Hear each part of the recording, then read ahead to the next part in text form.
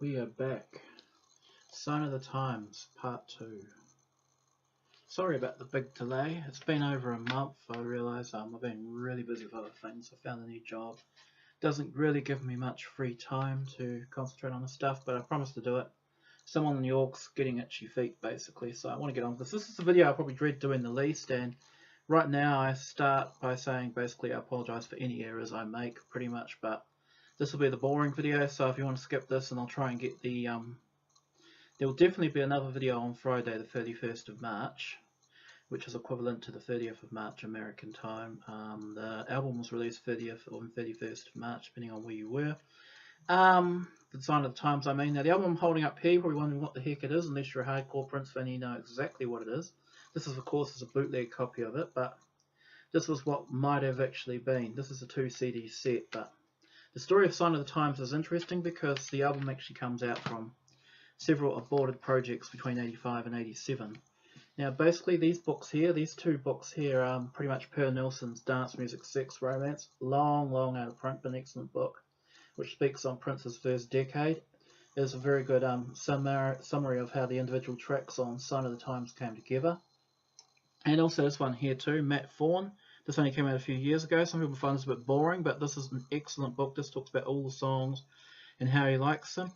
Haven't got the new ones yet. I haven't got the new Prince in the Studio one, which is coming out, and the other one I want to get my hands on too is Sign of the Times 33 1/3 by Michelangelo Matos, I think his name was. I mean, here in New Zealand we don't have too many Spanish, Italian people, so I find the names quite hard to pronounce.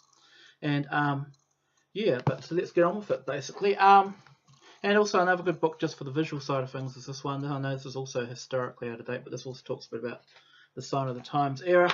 And pretty much when you talk about Sign of the Times, there are two songs on the Sign of the Times album which are pretty much ancient. They really go back in time. They're basically, I know I'm reading from a book here, this is tacky, but I Could Never Take the Place of Your Man and Strange Relationship are pretty much the two oldest songs on the album. Both of them were first taped back in 1982 during the 1999 era, but the versions you hear on the album date from late 1985, early 1986. Now, Strange Relationship itself, there's an earlier version of the song which has a lot of Middle Eastern instrumentation on it, and this is actually from the time of Wendy and Lisa, and that's actually one part of the story is that basically through the middle of 1986 the revolution left and Prince took their contributions off the album. The other thing too to realise is that Sign of the Times was recorded during a very tumultuous period in Prince's life. Basically it came out of 3 aborted album projects, and they are, in no order, Camille, The Dream Factory and Crystal Ball. Now the first one of these projects was definitely Dream Factory. Prince started working on this in early 1986, just as he was promoting before Parade came out. Now Dream Factory originally had early songs on it like Visions, A Place in Heaven and its backwards thing, Navia e Galpa.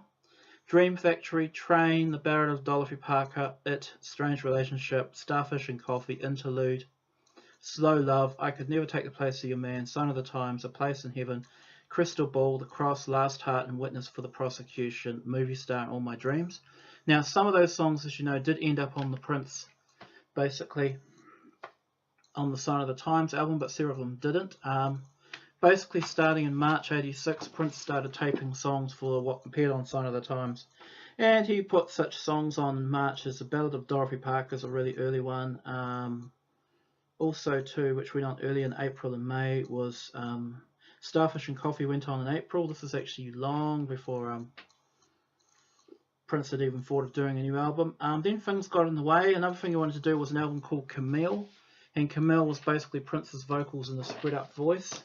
Camille does survive. The single was here, I Could Never Take the Place of Your Man, was Camille. Now Camille was supposed to be female basically. It was Prince's female alter ego. You know how Prince has always referred to himself as having 2 people in them. Well, Camille was the first manifestation of this. The other thing about the Camille album, it had 8 songs on it and it was actually going to be released in January 1987, but Prince pulled it at the last moment. It had basically If I Was Your Girlfriend, Shockadelica, Rebirth of the Flesh, which is a song which only appears on bootlegs now. It's actually quite good. Includes a lot of swearing. I mean, a lot of Camille stuff did. And the lyrics are very sexually forthright. Of course, the other one is Rock Hard in a Funky Place, which appeared on the Black album, and that's got some very, very rude lyrics in it. And also, too, amongst the other Camille songs is La La La, He's been credited to her, him, her, it. And there are several other songs that he put on that album, and basically they never ever showed up.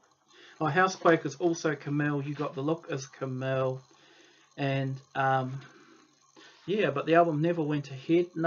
Prince wanted to let people think that Camille was somebody else, when in fact he wasn't.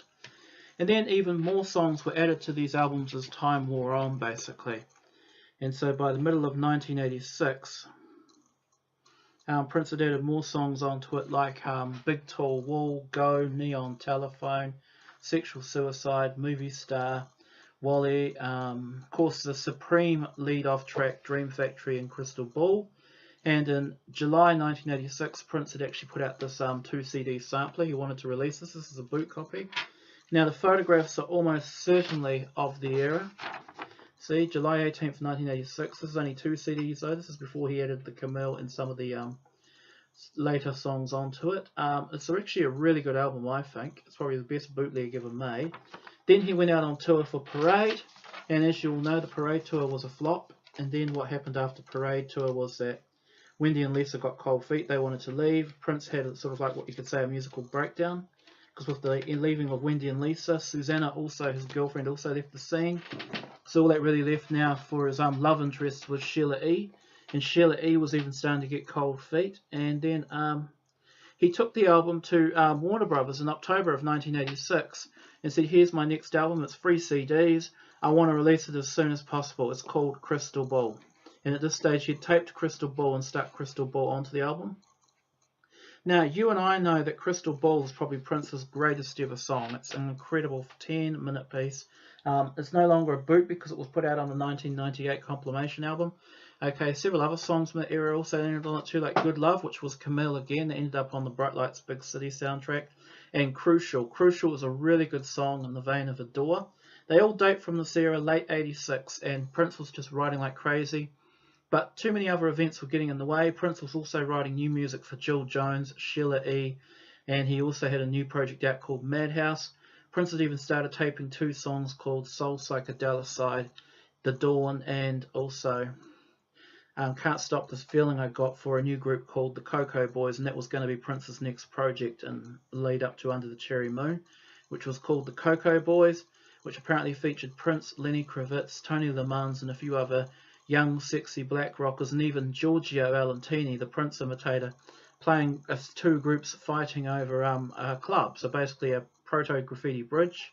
And as you know, Soul Psychedelicide became Joy and Repetition and became... So Prince was just doing all this stuff, and he, like you said, he was writing the jazz for the Madhouse albums. Madhouse 8 and Madhouse 16 were pretty much taped in this time. And then we come to October 86. Prince basically fires Wendy and Lisa, invites them over for dinner, then gives them their pink calling cards. It all started back in the middle of 86 when Wendy and Lisa were feeling resented by Prince because they weren't doing enough in the group. And then Wendy got fined $500 or something for drinking a beer on the Parade tour. And Prince got really annoyed at her. And then also Prince apparently had had a religious epiphany and started calling the girls out for their lesbianity. So things transpired, and then Prince decided he was tired of the expanded revolution. He wanted a new sound. He had a sparse band. So the next thing he did for the Sign of the Times band, and I love this, was that he basically got rid of Bobby Z, he got rid of Wendy and Lisa, Brown Mark decided to leave, and Prince got a new band in. Basically, I just love this single cover, isn't it just cool?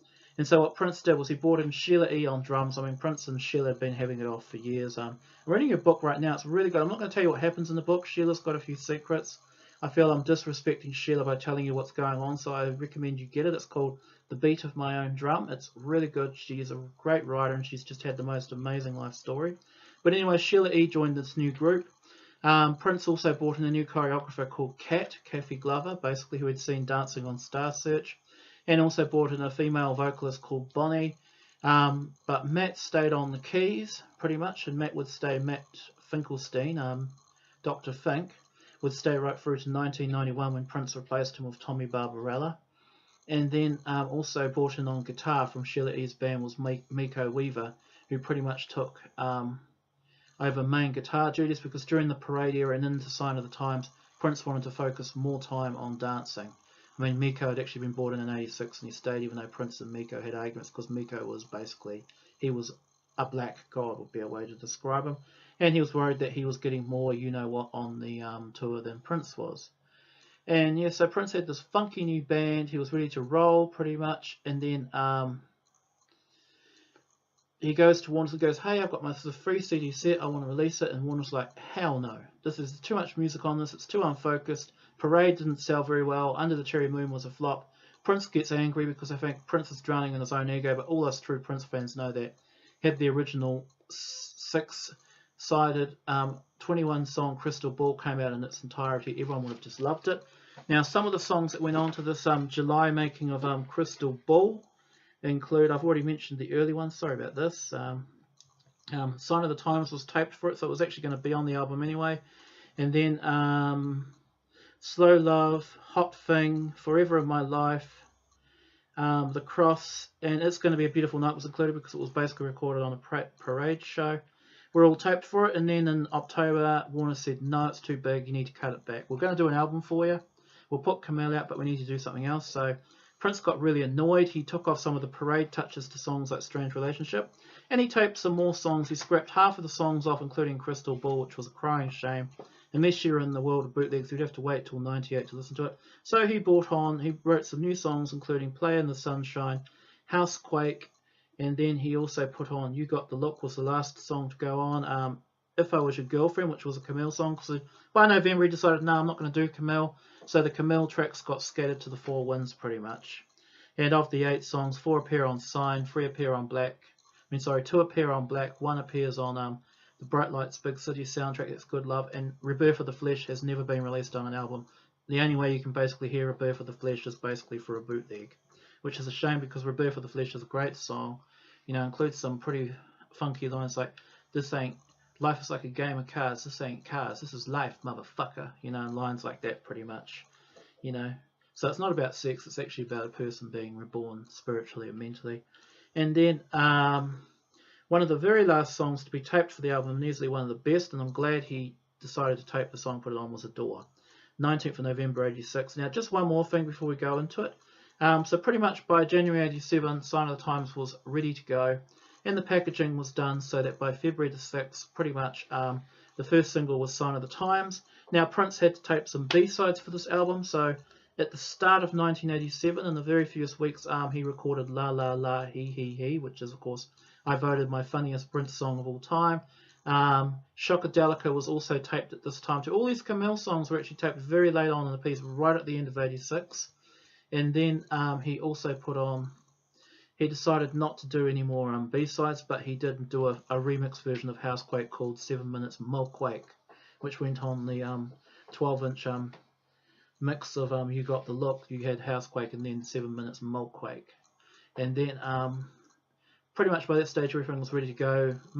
April 87, even though he was starting to promote Sign, Prince was pretty much already writing stuff for the Black Album, more for the Dawn, and not Love Sexy. Prince didn't really write Love Sexy until he had his epiphany at the start of 1988. So Prince was ready to go. At the same time, Prince made sure the new Sheila E. album was out. The Jill Jones album was put out at the same time, and that has some incredible music on it. And then pretty much he was ready to go. But like I said, he'd left the sour taste in his mouth. This is when he first got really pissed off with Warner Brothers. How dare they suppress something like Crystal Ball to the world. But anyway, so Sign of the Times was released, 16 songs in an album. And of course we had the singles. Another video I'll talk about these, but here we are. Sign of the Times was first out. This is a 12-inch pretty much. And these shots were all probably done in January, February of 1987. That's Cat. Prince hired Cat at the end of 1986. And main reason she was hired was because how much she looked like Prince, pretty much, yeah. And of course all this imagery was done up. Yep, that was actually a hit. Second single, If I Was Your Girlfriend, that was actually a flop. Even though it's a great, great song, it was a bit too much for the soldiers of Chartland. Third single was You've Got the Look, coupled with Housequake and 7 Minutes Milkquake.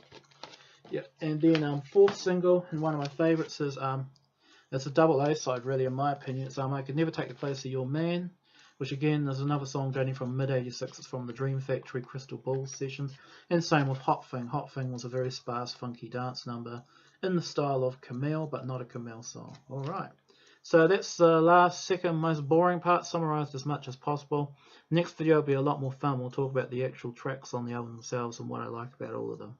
Alright, this is Adorecream and you are funky.